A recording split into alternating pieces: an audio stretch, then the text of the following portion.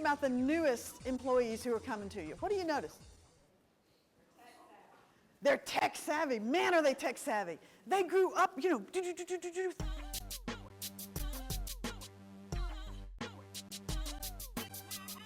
You know you can always recognize a baby boomer like me, right? Because we have underdeveloped thumbs. Yeah, we didn't do that. They grew up being connected, interactively connected with people all around the globe all the time, 24/7, and they take it for granted. So the way they do business takes that into account.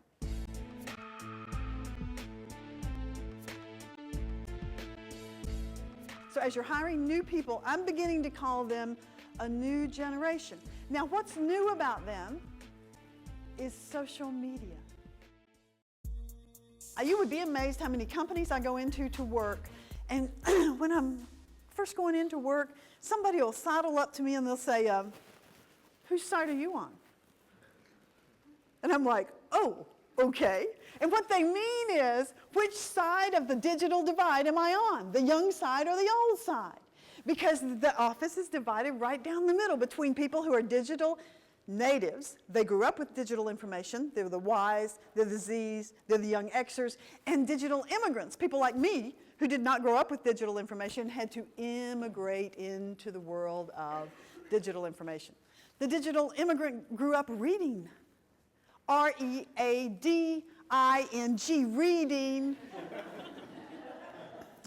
And the digital native grew up scanning and scrolling and skipping through the pages, right? It's just a different world. It's a different world. I was talking not long ago with a friend. She said, oh, my daughter's freaking out. She doesn't have her report ready for tomorrow. It's a PowerPoint and it's not done yet. I said, really? What grade's she in? What grade do you think she was in? Second grade. Second grade. Okay, we're talking tech savvy. Boomers and Xers and Ys and builders in the organization. And guess what? There's a new kid coming in who's called Z. The young people who are like 16 to 24, people who are just now coming out of college, are Generation Z. So as you're hiring new people, I'm beginning to call them a new generation. Does your company have a protocol yet for social media? For who can post what, when, and whether or not they represent your company, and what the rules are for posting about their work? Anybody got a social protocol? You've got a web page, no doubt. You've got a web page. You may have a wall. Your recruiters certainly have a wall on a Facebook page where people can talk. You may or may not yet have an employee page inside where people can talk, but all those things are happening. There is a conversation going on out there about your brand and about working for you. It's social media. And you want to be in charge of that conversation. You want to drive it because X's are having that conversation. You want to be part of it. Because how many of you think you will be managing Zs, people who are now 16 through 24, either now or in the future? All right. It's very weird because you're going to be managing them and you're going to be managing their presence online. See, they have faces and then they have Facebook. They actually have an entity, a persona, a something, a power, an identity online that lives on the web and has things to say. Web intelligence knows all about them. The sum total of all their posts and their tweets and their purchases and their pages, there's something out there that represents them online, and they represent you because they work for you. So your management skills have to include managing the way that they use social media. No question about it. So what we end up with on your team, in the same room, in the cubicle next to you or in the office next to you, are digital immigrants, digital natives, and maybe you in the middle, a digital adaptive. I just wanted to point out to you some things that are important, and that is that the older people in your office need to have clear career paths in front of them. Otherwise, they feel insecure. You want to recognize their contribution in visible ways. Plaques, awards, notice them. Notice and give. Boomers love plaques. I don't need to say anything else. All right. All right. Make sure that you notice and you recognize and you verbalize the fact to the builders and the boomers that they created the vision. And then you're thinking, now here's how we could get it done. Let's trial it for a few months. But recognize that vision that got you to where you are. And be sure to say to the boomer who works for you, even though you're going to work shorter hours because you're very productive, be sure to say, I'm going to work for the hours the job requires.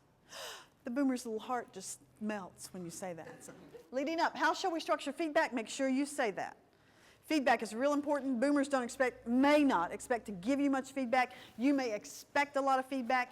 The Y who works for you may expect a lot of feedback, and you may think you're giving them plenty, and they don't think so. You've got to talk about how you give feedback. Is it text once a day? Is it 15 minutes every 2 days? But structure it. Make sure when you hire Ys and Zs that you hire discriminately. Tell them the job is hard. Tell them just how hard it is. They are savvy consumers. You can't fool them anyway.